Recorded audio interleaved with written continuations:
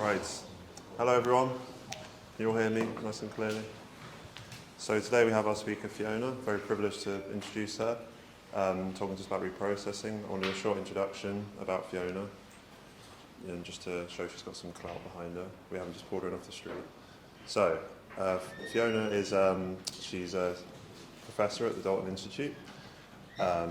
She's has had a multifaceted career. Louder, sorry, I have the microphone as well, many things going on. So she sat on the nuclear advisory boards in non-executive roles. She has a PhD in chemistry from the University of Strathclyde. She's a fellow of the Royal Academy of Engineering, the Royal Society of Chemistry, and the Nuclear Institute of the UK.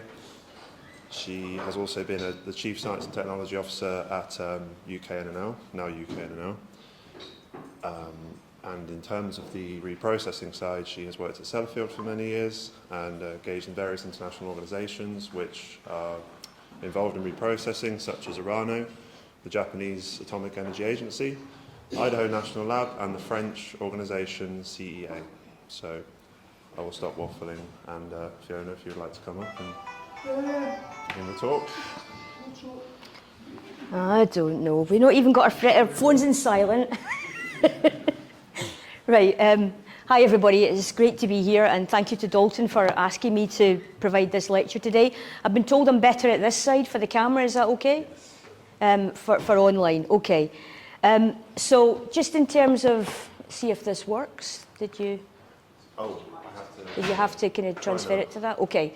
So just in terms of what I was going to do today, I'm just going to give you a bit of a background just in terms of who I am, because it's usually a bit helpful in terms of kind of like setting the scene. I'll do a bit of an intro to reprocessing. Then I'll talk a bit about the heritage here in the UK. Following on from that, I'll talk about some of the work that's happening in R&D and also on sustainability, because they kind of all link together. Bit of an international context. Then I'll talk about some of the applications beyond nuclear energy. And then finally, over and above that, I'll just offer some conclusions. And I'm going to leave time for discussions and hopefully lots of questions and the like, and we can have a bit more of a debate as opposed to just a presentation, because I think it's more fun when you actually start having a bit of a debate about things. So I'm sorry about people at this side, because obviously I'm standing here, so I'll try and move back a bit, but I've been told to kind of be in this area here for the camera. So who I am.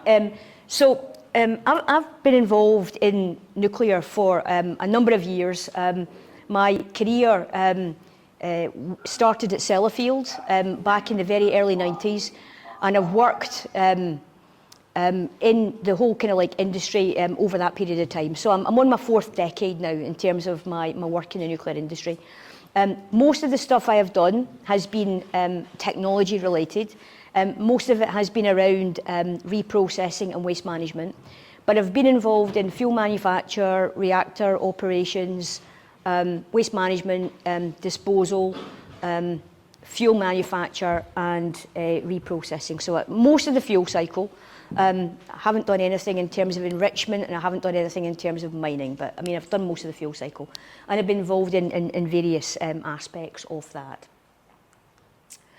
So in terms of reprocessing, the first thing to highlight here is that all technologies have a fuel cycle, whether it's a closed fuel cycle or an open fuel cycle.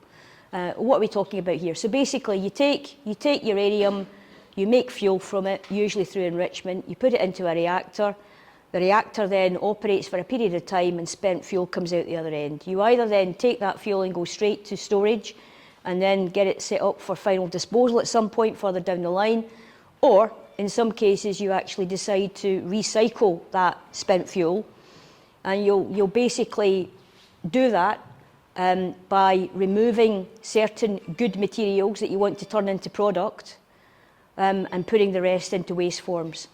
When you do that, typically the process of recycle, we're typically talking about removing uranium and plutonium from that in terms of doing that.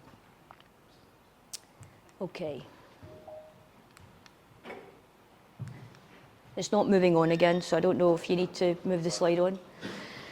So in terms of the sort of reprocessing context, and just very generically again around what methods are used, in terms of reprocessing, all we're talking about is taking spent fuel, carrying out a separations process and removing valuable materials, separating them out from the waste. And when you do that, typically the waste that's produced is much less than 5% of what you actually start from in terms of doing that. In terms of the technology that's actually being used for that, there are kind of two main technologies. If you actually look at any sort of materials recycle, typically you would go through either a pyrochemical, an electrochemical, or an aqueous process. So the pyrometallurgy, electrometallurgy, or the hydrometallurgy. In terms of when we talk about reprocessing in the nuclear sector, we're typically either going through a pyroelectrochemical process, where we're actually typically doing that through using molten salts. And usually it's chlorides and fluoride salts that we're looking at from that point of view. Or we're using an aqueous process, which is the hydrometallurgy kind of like process. The main commercial reprocessing technology that has been carried out throughout the world is basically hydrometallurgy based, so it's aqueous processes. And the aqueous technique is called Purex. So that's the process that many countries have used in the world. So, just checking it, I did not move on a slide too far. So what kind of like influences fuel cycle options? Why do we actually think about going ahead with reprocessing? So there's a number of things that can actually influence fuel cycle options, and I've highlighted them on the left-hand side here. So it covers things like economics, whether there's an issue surrounding proliferation of nuclear material. Obviously, things have to be mature, so the technology readiness level, the TRL, is very important for that. Fuel supply, and what fuel cycle you actually have available in your country, what you're actually using nuclear energy for, and how much nuclear energy you actually want to produce is an influencer on fuel cycle. And also whether you actually have somewhere to store that waste or to dispose of that waste at some point in the future too. So in terms of reprocessing, there's a whole variety of benefits, but I'll start with the biggest challenge of all, which is right at the bottom there, which is economics. That is the biggest challenge. If you actually ask the question, why don't people reprocess more? Usually the answer is because of the costs associated with reprocessing, because aqueous reprocessing is not cheap. But there are a lot of benefits around improved sustainability by maximising the energy output of uranium resources. You know, what happens when the uranium runs out? And, you know, like any sort of mining operation, once you get to a situation where you're actually having to go deeper and deeper into more complex environments, it gets more and more expensive to mine. So actually being in a situation where you can recycle that uranium is a good idea. Also, it enables you to actually utilise the scarce disposal facility resources that you have available too. Because actually if you remove a lot of your fission products and you've actually just got waste material, you actually reduce the volumetric and the radiotoxic capacity associated with that place as well. You can reduce your plutonium inventory through recycle. I'll come back to that in a minute. And you can also increase public acceptability in some cases, depending on the reprocessing technology that you use. So, one of the things that I like to do is just look at what other people have done out there in terms of this area. This was a piece of work that was done by the OECD Nuclear Energy Agency through colleagues in France. And they actually looked at the benefits of reprocessing through a once through and a multiple through cycle. So what do I mean by that? So a once through cycle is when you just reprocess the uranium or the plutonium once and put it back into the reactor again as a new fuel. If you multi-recycle, you're doing it on multiple kind of occasions.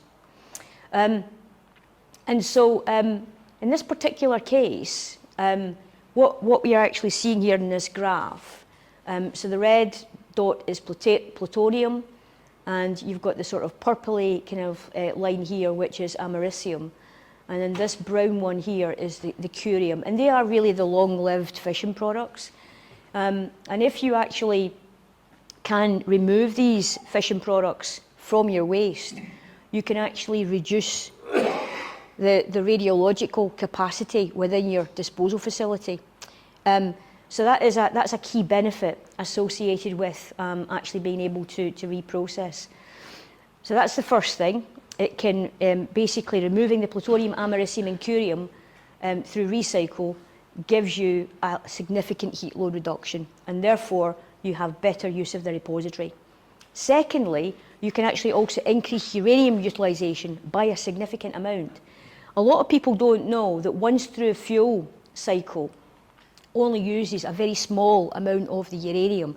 If you actually go through a multiple recycle process, you can enhance, you know, the actual use of the uranium itself. So you can increase from that 0.7% to 70% in terms of the use of uranium in that cycle. So, a bit of the heritage. Why are we involved in the UK on even looking at reprocessing? Well, it's because we actually had so many different reactor systems in the past. Now, I don't know whether you and Matthews kind of like showed this slide at a previous presentation, but this slide is something that we all use quite a lot, just showing all the different types of reactor systems that we've actually had in the UK, either as commercial reactor systems or as research systems. So we've had sodium-cooled fast reactors, that's the Dounreay prototype fast and the prototype fast reactor. Both at Dounreay. We've had gas-cooled reactors through the Magnox and the AGR, now looking at high-temperature reactors as well. And we've had water-cooled reactors, whether it's the heavy water reactor or whether it's Sizewell B, the PWR, and of course we're looking at water reactors now going forward as well. And as a result of that, we actually looked at reprocessing that would support a lot of these reactor systems and the fuels that came out of that. So this is a picture of Thorpe reprocessing facility at Sellafield. And you know, in that time, we've actually operated 4 commercial reprocessing facilities in the UK, Thorpe being the final one. We've had 2 thermal MOX fuel manufacturing plants where we've actually then been taking the plutonium that actually came out of the recycle process and put that into MOX fuel. We've actually recycled that plutonium as MOX fuel into the prototype fast reactor at Dounreay and actually used that for a number of years. And then, not all that long ago, just around the point of 2020, reprocessing ended here in the UK. Policy was changed and we've moved to an open fuel cycle at this moment in time. So no commercial reprocessing at this moment in time. So the key thing here about maintaining skills and R&D in recycling, so that if we actually do decide to change that policy again at some point further down the line and actually follow a closed fuel cycle again, we've got the opportunity to do so. So if anybody wants to kind of like look at the Purex process itself, basically what we do is we take nitric acid, we mix that with tributyl phosphate, which is organic. We mix that. We do this either, if there's different types of technology that's been used over the years. In Magnox, it was mixer settlers that we used. Then we moved to pulse columns, and then we moved to centrifugal contactors. And there's various ways of being able to mix fluids and separate the organic from the aqueous layer. And that's all that reprocessing is all about. It's mixing fluids, separating the organic and the aqueous layer in a way that you then have 2 different streams coming from it. And so we do this in Thorpe and basically put the spent fuel into this process. So the spent fuel contains all of the fission products as well. Mix it up with nitric acid and TBP with odorless kerosene, okay, and then go through a separations process. And in that first strip, we remove the neptunium, the americium, fission products and curium from that strip. The uranium and the plutonium follow through. They go through a second process, and at that stage, we use a reducing agent. It's a uranyl nitrate that's used for that. And it basically enables the plutonium-4 to be reduced to plutonium-3.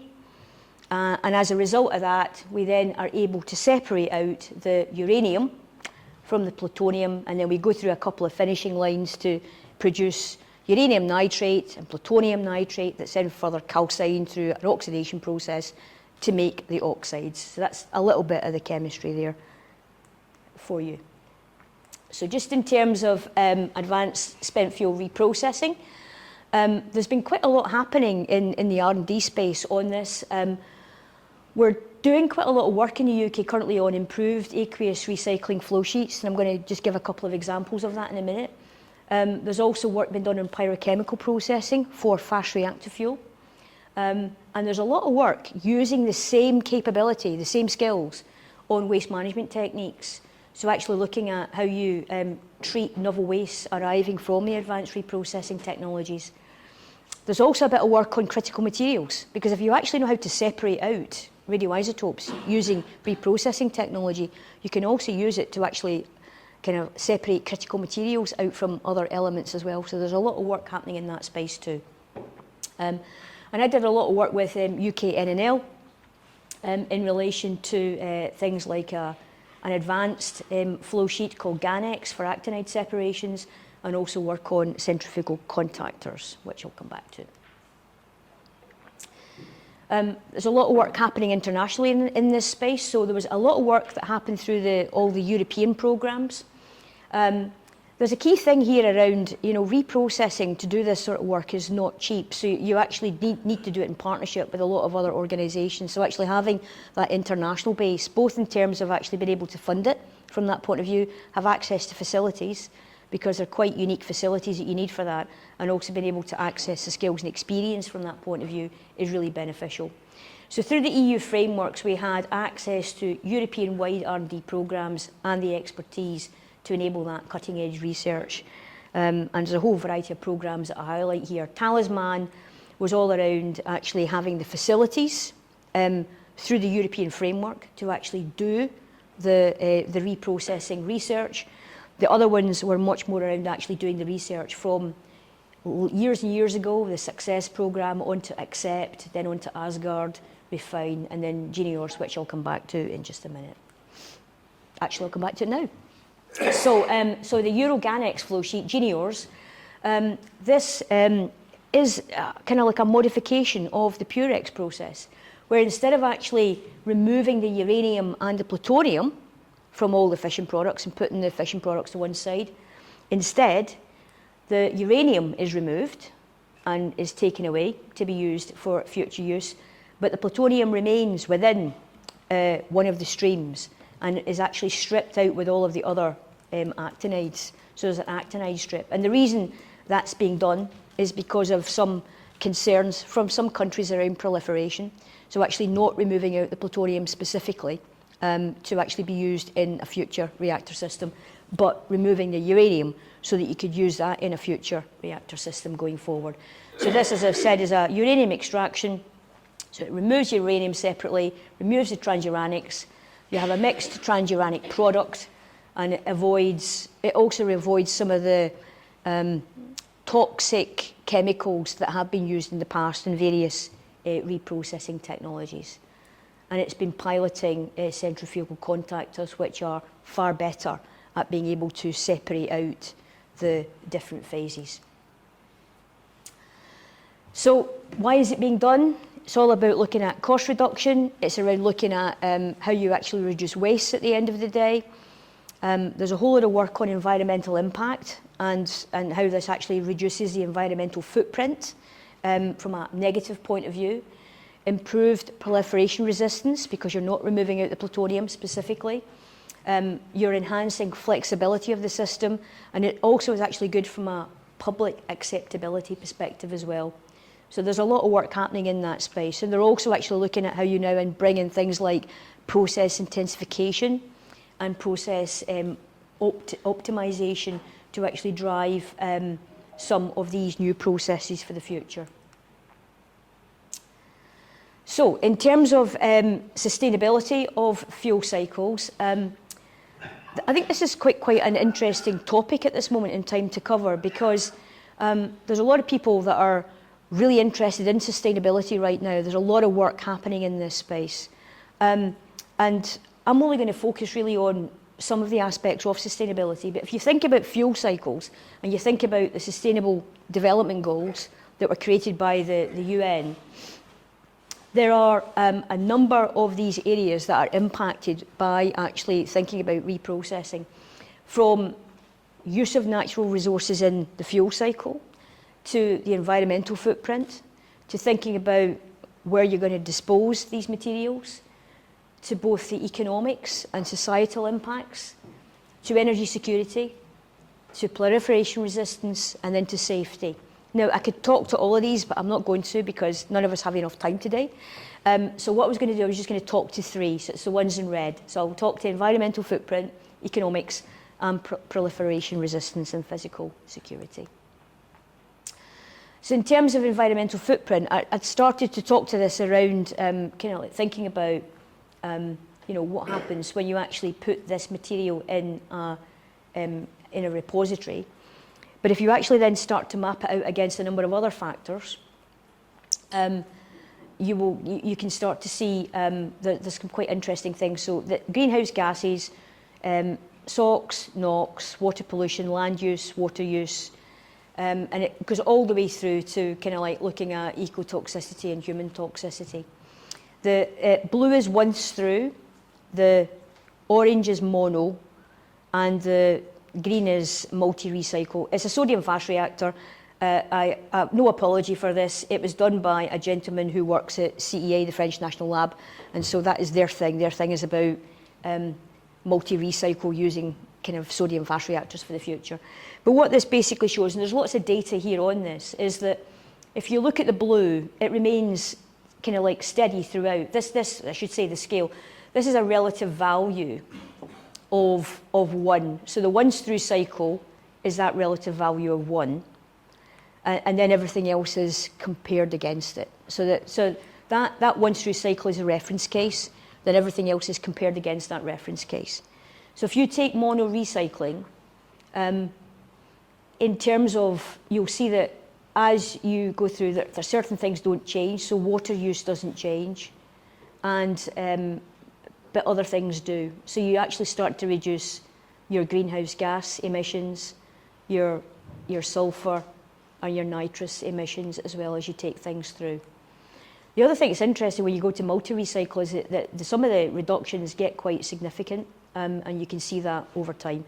So basically, it's just showing you that by thinking about recycling, by thinking about reprocessing, you can start to think about how that might benefit that environmental footprint overall. And I think that's going to be something that people will talk about for quite a few years to come. Economics 1 is not as good, and I kind of like note where I got this from. Okay, I don't know if you can see that. It says G. Butler there, so I kind of like recognising the gentleman in the room here. Thank you very much for that. This was written in 2017. This was for a Nuclear Futures article on choosing the right power systems. I'm not going to dwell on this. This gentleman knows more about this than I do, so I'm kind of like not going to kind of do that. However, what I will say is if you actually look at overall costs of any sort of nuclear facility, most of it is actually about the investment costs up front and the operation and maintenance costs. There is a small component that relates to fuel and waste. But if you actually do look at that small component that makes up fuel and waste, that then is made up of back-end costs, uranium costs, and enrichment costs. And so what this is actually saying is that if you actually think about fleet deployment overall, and you think about where recycle could play a role, that's quite a small area in comparison to the entirety of this. Therefore, there is modest impact of recycling for fleet deployment. That's where you get to with it. And the costs incurred in the near term are these costs. The increased operational costs are here, and for any sort of reprocessing facility, it's technologically complex. Therefore, this is the story about why the economics are so challenging when it comes to talking about recycle. So you can't think about benefit just in economics alone, and you have to think about it not just in terms of the upfront costs, you have to think about it in terms of the life cycle costs of the system and what you're going to be doing with the material that you're going to use to power the reactors, the fuel, as part of that. And then in terms of disposal facilities, this looks at toxicity of the kind kind of like material, and it's normalised to that of natural uranium. That's basically it. So toxicity of natural uranium ore is 1, and it also compares the cycle. So again, blue is once through, orange is twice through, and the green is fully closed cycle. And what it shows you is that as you go through the fully closed, you're actually reducing that toxicity in the disposal facility in a much faster time frame in comparison to what you would if you went through a once through process. So you can reduce the uranium mining, you can reduce the toxicity, you can reduce the high level waste volume, you can reduce the heat within the repository, you can also source critical materials and isotopes because you're separating them out if you want to. But one of the downsides is you still get an increase in secondary waste because you're reprocessing with aqueous materials, and as a result of that, you're going to have that liquid effluent that you're going to have to treat as well. So just in terms of a bit of an international context, just to highlight what's happening in other countries, so as well as in the UK at Sellafield, and we had the Thorpe reprocessing facility, there's multiple reprocessing facilities in France, at La Hague, at Japan, there was the Rakasho plant, at Russia, the Mayak plant, India, the Tarapur plant, and China, the Lanzhou plant. Small scale just now, but I suspect that will grow. And there are others as well. But I mean, it's just to show that, you know, this is happening in various countries. The US didn't really engage in commercial reprocessing for civil use, but is very heavily involved in doing R&D on kind of like reprocessing. And for the aqueous side, one of the things that they're looking at is something called the all-set process. And that's a process where they're actually just separating out, using a Purex process, uranium, plutonium and neptunium from the other fission products. And then separately then removing americium and curium from the fission products. And they're removing them because once you've removed them, the burden on the repository becomes easier at that point in terms of doing that. So that's one of the things that's being looked at in terms of a new aqueous separations process in the US. In terms of where else R&D is happening, so that US R&D is happening at Idaho National Lab. France at the Centre Énergie Atomique, the French National Lab, is where they're doing a lot of that work. And in the UK, in terms of the National Lab, it's at the UK NNL. Japan, JEA, and Korea at Kerry, in addition to the work that's going on in Russia and China. And every single one of these labs is doing stuff with lots of universities in that space. And if you actually just look at in terms of recycle and reprocessing of nuclear materials specifically, there really only is one university in the UK that is doing a lot in that space, and that is at the University of Manchester. There are a few that do kind of like things in the periphery. They're doing a lot in fuel, but in terms of actually looking at recycle and the capability that actually resides here in the UK, Manchester is leading the way in terms of that. The US is also doing a lot of work on this electropyrochemical process, and so just got some photographs here just in terms of what the dissolution apparatus looks like, and they have been using this for looking at metal fast reactor recycling. So it's a pyrochemical, electrochemical process where they're using an electrorefiner to basically separate out uranium and transuranics. There's a whole lot of work continuing in this space. In terms of other things that are happening, at Idaho National Lab, there is a process that's looking at molten salts for kilogram scale recycle. They've currently are in a situation where they've taken irradiated oxide fuel and irradiated that in a metallic fast reactor. And they're currently performing these experiments with irradiated MOX to look to see what's the potential there going forward. These systems are pretty good for some of the more complex advanced fuels, especially when you start thinking about metal fuels and other things like that. Some of these pyrochemical processes could offer benefit associated with that too. And just in terms of applications beyond nuclear energy, I need to just mention a couple of things. So I had the opportunity when I was chief scientist at the National Nuclear Laboratory to look at where else we could apply separations technology. And there's a couple of examples that I give here. One on medical isotopes and one on space power.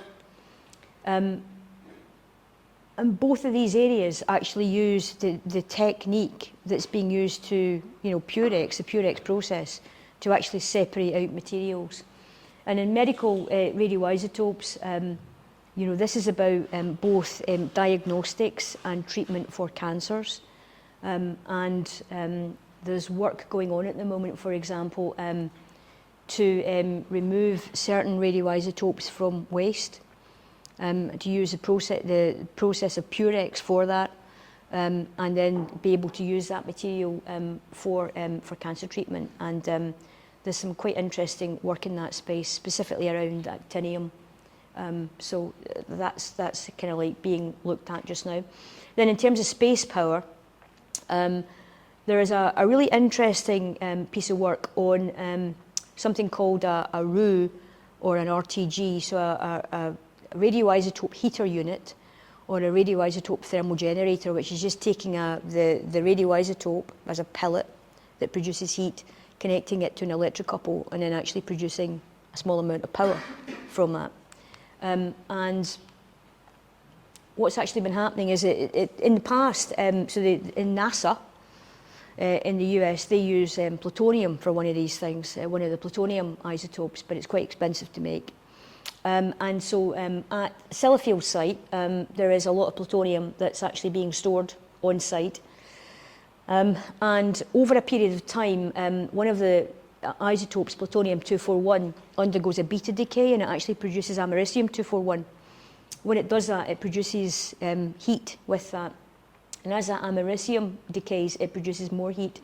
Well, what they've actually managed to do is actually take that americium-241 that's in that old product and actually use the Purex process to separate out that americium from the plutonium, producing clean plutonium and americium. And that americium is then being used as a radioisotope thermal generator, and it might actually be going up into one of the future lunar landers that's going to be going to the moon, because there's a bit of work actually working with NASA in that space at the moment, which is quite interesting. And that just shows the process schematically, where the plutonium is dissolved, we then separate out the americium using Purex with silver-2, make an oxalate, and then recalcine the plutonium to plutonium oxide, do the same thing with the americium stream, make an oxalate and calcine that to americium. There's a lander, and that's a RU in terms of what it looks like. So, in conclusion, if you take, what is reprocessing all about? It's all about being able to separate out valuable nuclear materials from waste streams. I've highlighted the methods, either going down the route of that electrical with the pyro process, which are both not commercially operated at this moment in time, or the aqueous process, which of course is the Purex process, and that's been operated throughout the world. We have a very strong heritage in the UK with 4 operating reprocessing plants over the years. We know that the international position in the world is now being led by France. It's a shame really, at one point I could actually stood here and said the international position reprocessing in the world has been led jointly by the United Kingdom and France, but unfortunately I can't say that anymore, it's been led by France. But with various countries having strong R&D programs to support that, including us here in the UK.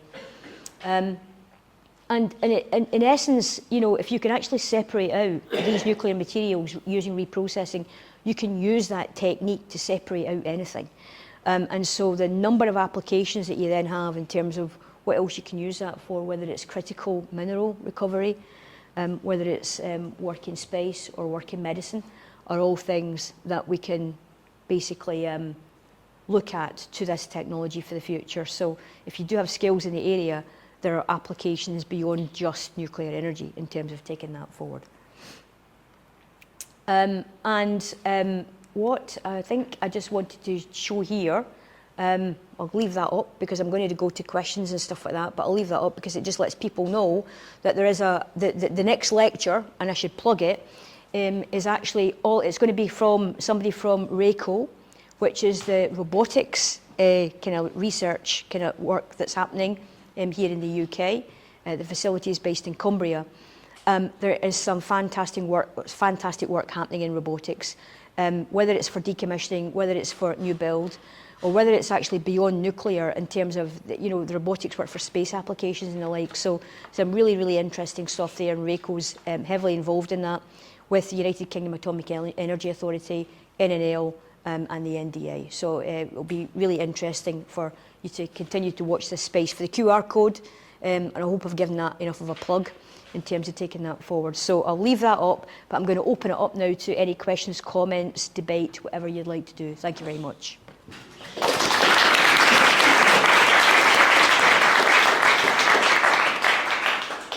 you very much. I think I'll leave the questions. I have lots of questions, and it seems you're here. What's the main difference between France's and the UK's motivation for reprocessing? What made us lose our guts for it, as it were? Okay, so the question here, if anybody didn't hear, was what's the main difference between the French and the UK's view on kind of like what we're doing in reprocessing, and why are we not doing it anymore, basically. So France has held, so one of the things I should say, just in terms of one of the other roles I do, I chair the CEA, the French National Lab, their Energy Division Scientific Council. So I've been involved over the last few years just looking at where they're going in terms of reprocessing in France. So in terms of how France has set themselves up, they're very much about thinking about future reactor technology. And so their whole kind of concept of what they're doing today with light water reactors is focused on what tomorrow looks like. And they're having a 100-year strategy for that. So the 100-year strategy says that they'll start now, they're going to have more light water reactor systems. It's generation 3 and generation 3 plus in terms of where they're going with that. And then they're going to think about generation 4. Currently, generation 4 is all about sodium fast reactors. Sodium fast reactors use MOX fuel. And so the whole strategy here, so MOX fuel is mixed oxide fuel. It's uranium and plutonium oxide that you mix together in a fuel.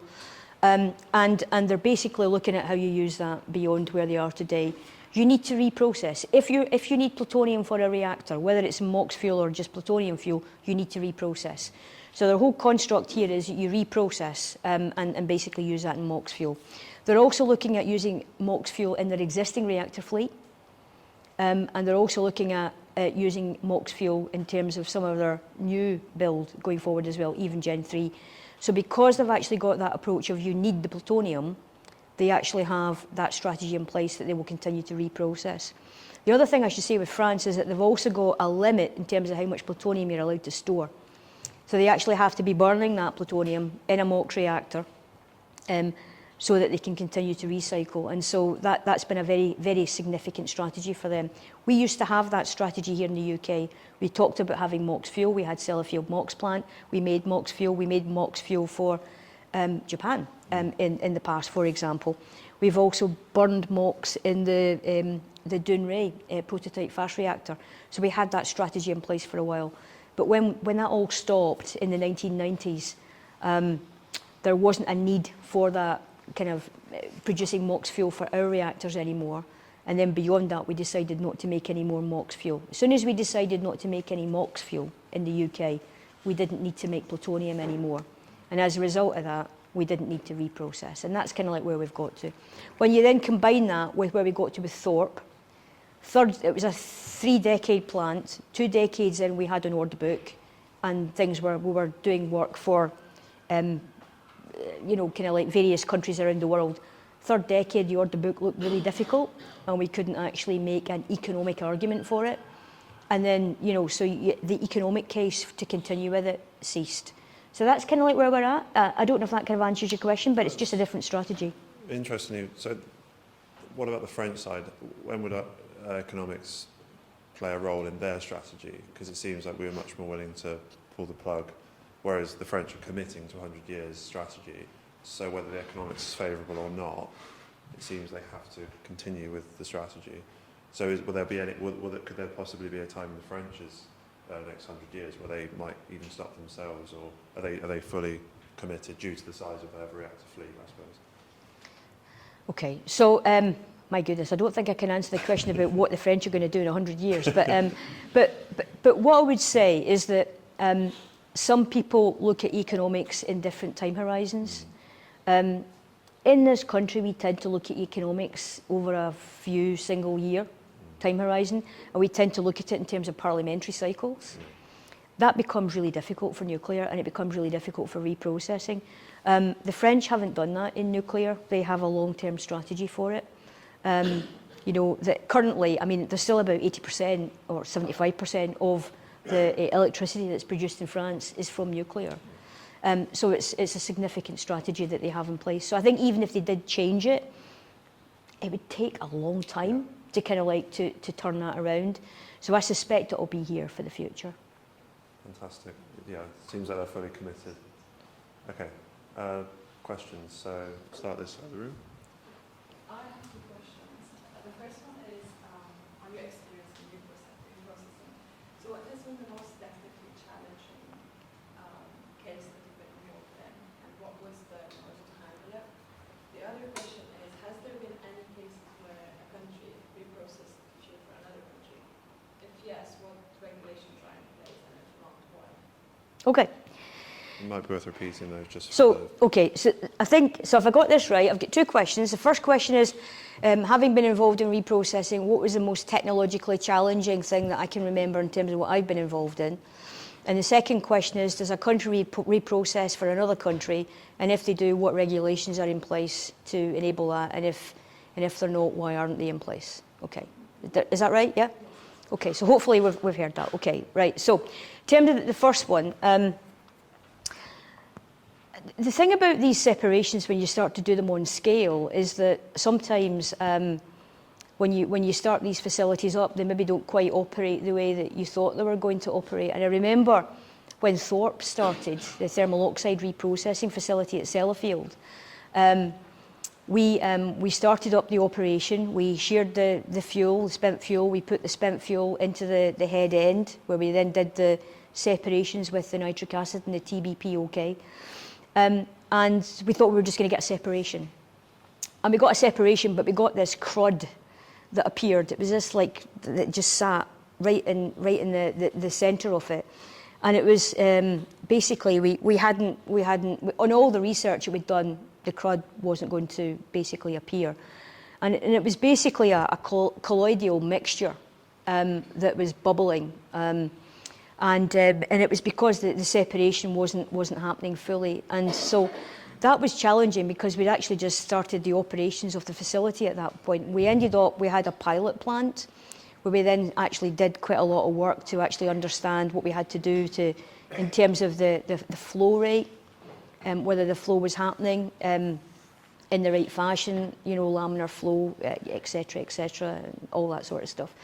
And looking at whether we could actually kind of like enable that separation to happen in a more effective way, whether there was any issues with the sort of molarity of the nitric acid and the mixtures that we were using. Anyway, eventually we worked out that we just got the flow rates wrong. Everything else was fine, and we kind of modified that. We actually had to have the time for the mix to be a bit longer. And actually once we enabled that, everything was fine. I mean, I got involved in a lot of the sort of R&D side. I'm sure there was other things that were big issues as well from a commercial point of view, but I didn't get involved in that at the time in terms of the work I was doing. So that's one example. In terms of some of the question around do we reprocess for other countries? So, I mean, the UK actually kind of like reprocessed for other countries. So there's an example. And so the UK took spent fuel, and put that through its reprocessing facilities. And basically the way that it worked was that there would be a substitution calculation that was carried out. In doing that substitution, what would happen is that the waste would be sent back to the country. But we wouldn't send back all the waste. We would basically send back, I can't remember what way around it was, but the high level waste or the intermediate level waste, one of them was kept here in the UK and the other one was kind of sent back to that country for final disposal. And in terms of how we did that, these were rules that were set by the International Atomic Energy Agency. And basically, the International Atomic Energy Agency is accountable, for the governance of safeguards in countries like ours, and we adhere to these rules.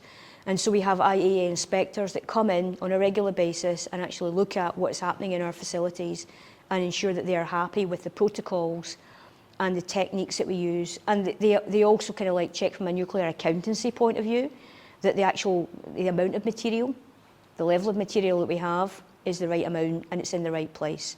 So, that's the rule that we use. That was also done through Euratom at one point too. But when we actually left the EU during Brexit, the bit that was done through Euratom was then moved to ONR, the Office of Nuclear Regulation. So the Office of Nuclear Regulation in this country carries out that safeguarding on our behalf and does that overall check from an accountancy point of view, but are accountable to the IAEA. So. Is it the facility accountable to the IAEA or is it ONR? So it's the country. I mean, at the end of the day, it's ONR is carrying this work out on behalf of the UK government, and it's the government it's the UK that has signed the treaty that basically says that we will be accountable to the IAEA in terms of what we're doing from a nuclear safeguards point of view.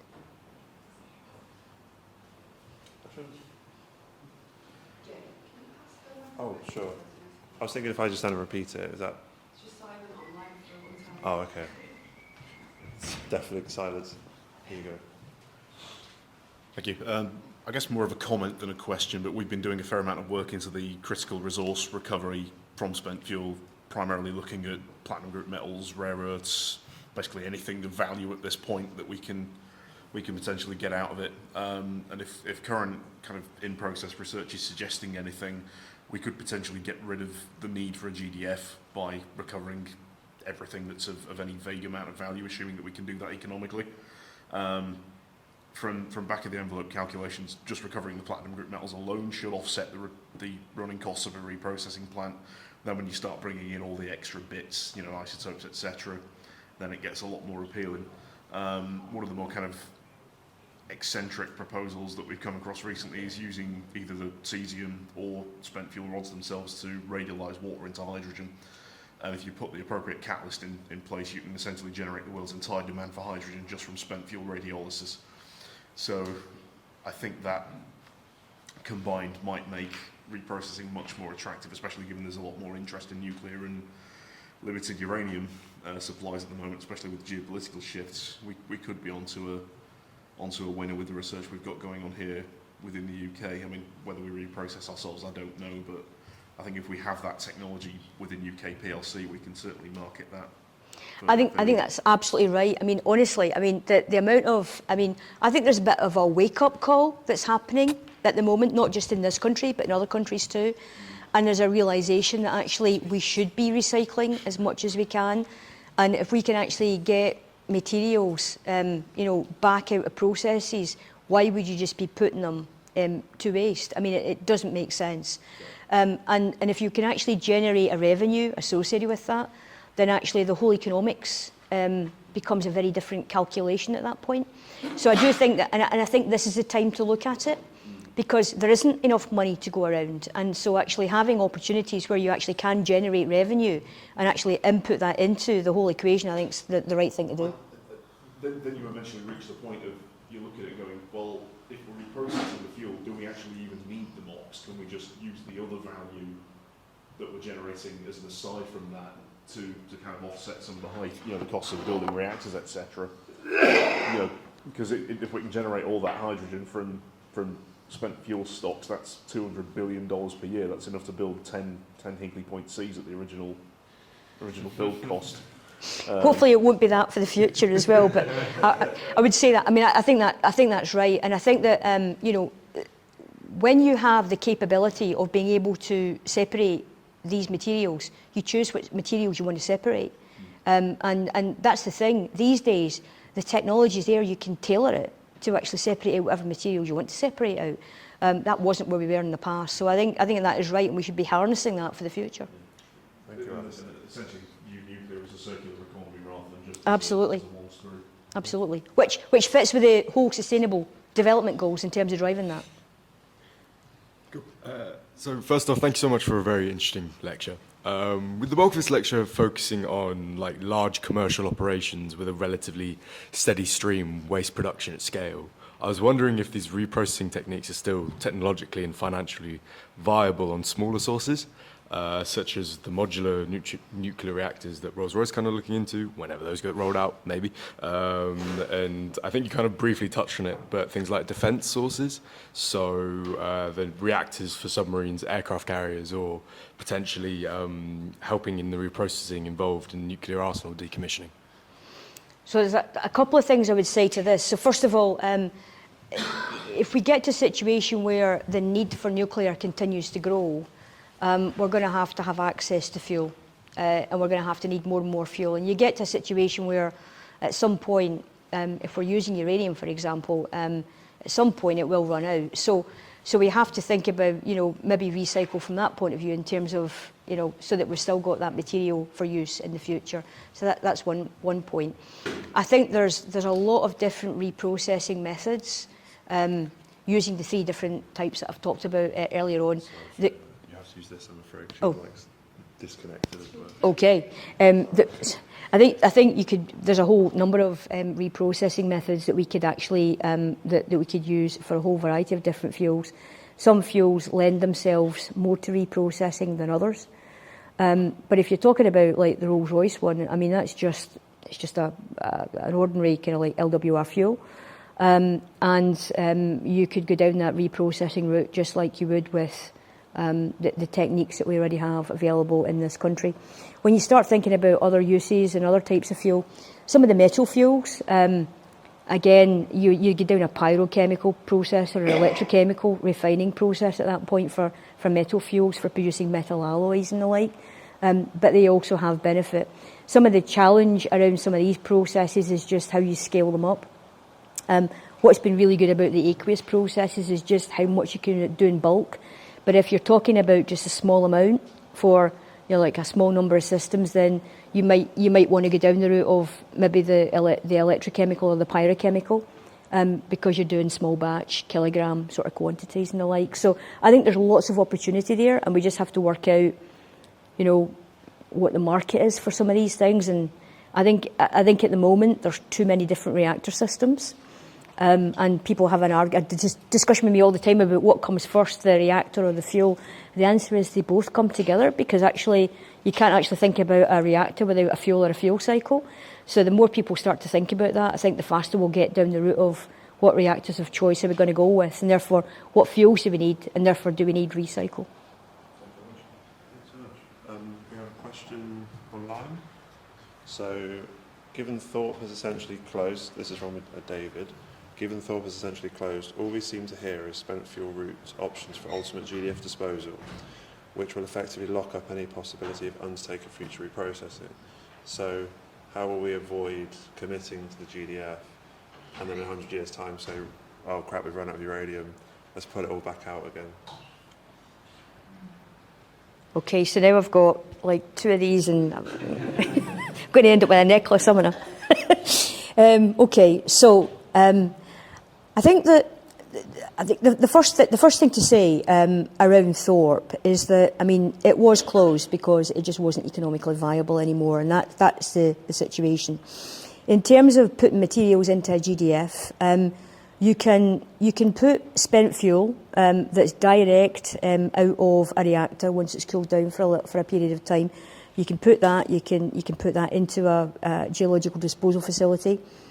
Separately, you can reprocess the material And you can, I mean, what we do at Sellafield, we reprocess the material. We took the very small amount of waste that came out from that reprocessing operation that contained all the fishing products, produced a highly active liquor, evaporated it and put it into vitrified glass. And that then is ready to go for disposal as well. There's nothing to stop us actually having some fuel that's there in a GDF that's once through, so it's just spent fuel, that's actually stored with the vitrified, highly active waste. So you could do both. So I think you could be in a situation where you actually have made a decision that you've gone from closed to open, as we have, and both materials can go to a GDF, and then go back to open it, go back to closed again, and go back to where we were before. So I think the option is there for the future. The thing is, the more of a open cycle you use, i.e. you're going direct disposal, you're not reprocessing, the more of a GDF footprint you will use up. And so you get to a situation where you start having a debate of how big does this have to be? And that could be a challenge. So that's why I think you have to start thinking about closed fuel cycles again. One comment, the margins are quite large because over 95% of your spent fuel is still uranium. So there's an argument there to be made, should you be filling the GDF with mostly uranium when we've pulled it out for the past 40, 50 years? Thank Agree. you. It's a personal view. Yes, yes. It's a personal view. But having seen what you can do from recycle, I would absolutely support recycle any time you can, as long as you can make it economically viable.